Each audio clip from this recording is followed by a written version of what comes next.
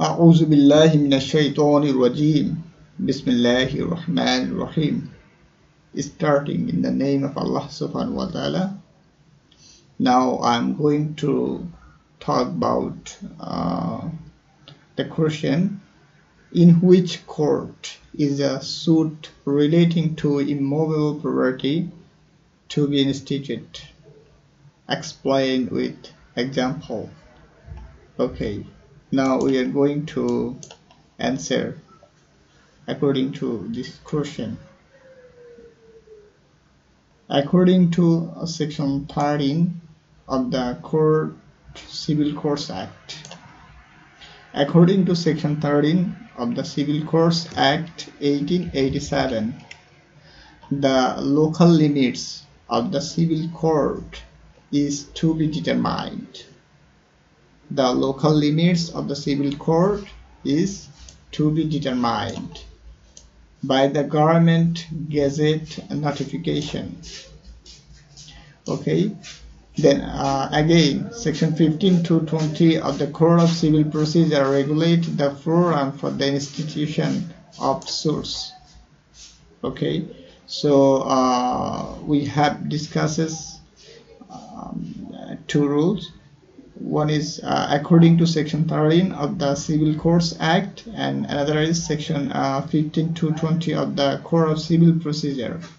Okay, then what to file the case. Now we are going to talk about that. Before filing a suit, one should know or before which court the suit has to be filed. Okay, and it is called place of suing. Place of suing is subjected to two limitations. One is territorial jurisdiction of the court, and another is pecuniary jurisdiction of the court. So one is territorial jurisdiction of the court, other is pecuniary jurisdiction of the court. Okay.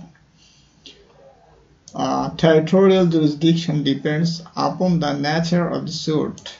Depending upon the nature of suit, subject matter suit are divided into three categories. There are suits relating to immovable property, suits relating to compensation for wrong to person and movable property, and other suits.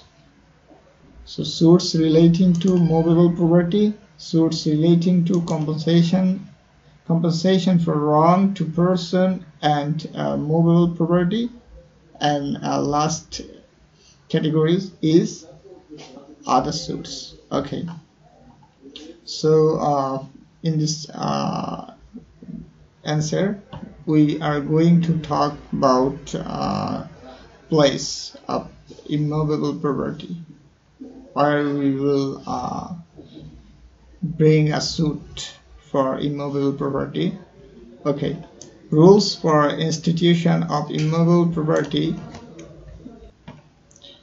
There are following rules laid down to institute a suit relating to immovable property by the Code of Civil Procedure 1908. Okay, section 16, 17 and 18 deal with a suit relating to immovable property. Okay, suits to be instituted where subject matter is situated.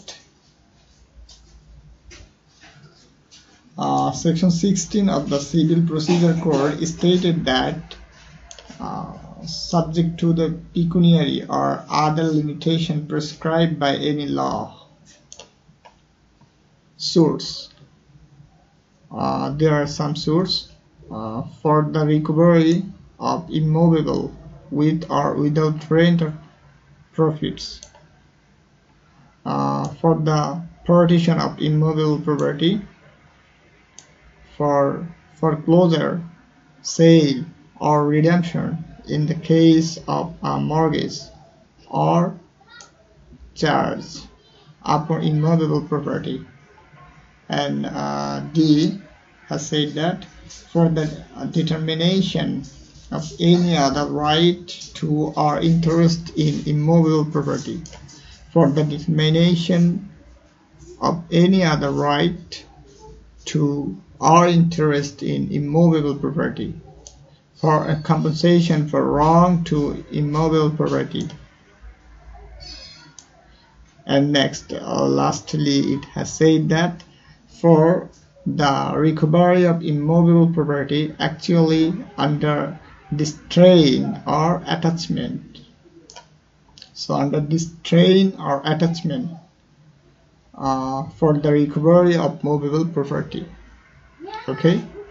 And next, above mentioned suits shall be instituted on the court within the local limits of whose jurisdiction the property is situated. Above mentioned suits, the suits shall be instituted in the court within the local limits of whose jurisdiction the property is situated. Okay. Or in the case of suits referred to in clause C. In clause C we have seen for foreclosure, sale or redemption in the case of mortgage of or charge upon immovable property at the place or at the cause of action has wholly or partly arisen. Okay. In the case of suits referred to in clause C, at the place or at the cause of action has wholly or partly arisen. Okay. And now we are going to discuss section 17. Suits for immovable property situated within jurisdiction of different courts.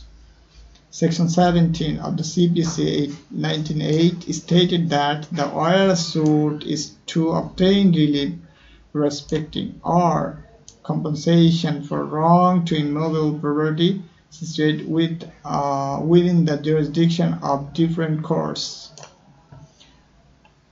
Okay. The suit may be instituted in any court within the local limits of whose jurisdiction any portion of the property is situated. Okay. So in the case of jurisdiction of different courts, we can bring a suit whose jurisdiction any portion of the property is situated. Okay. In that court we will be able to bring that suit. Place of institution of suit or local limits of jurisdiction of courts are uncertain. So here it is important that jurisdiction is uncertain. Okay. Section 18 of the CPC 1908 stated that where it is uncertain as to within whose jurisdiction of two or more courts the movable property is situated, any one of those courts may try the suit relating to that property after recording property when after recording a statement as to uncertainty. So in the case of section 18, the court has to record a statement as to uncertainty, and after that he will accept that suit. Okay. So that's all about in which court is a suit relating to immovable property to be instituted. Okay. Assalamu alaikum wa rahmatullahi wa barakatuh.